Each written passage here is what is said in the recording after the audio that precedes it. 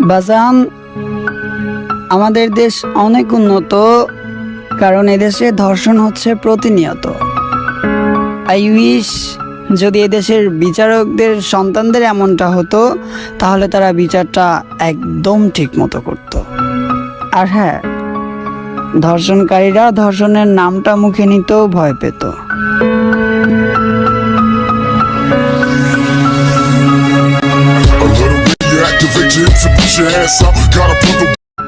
বাজান, আমাদের দেশ অনেক উন্নত, কারণ এদেশে ধর্ষণ হচ্ছে প্রতিনিয়ত।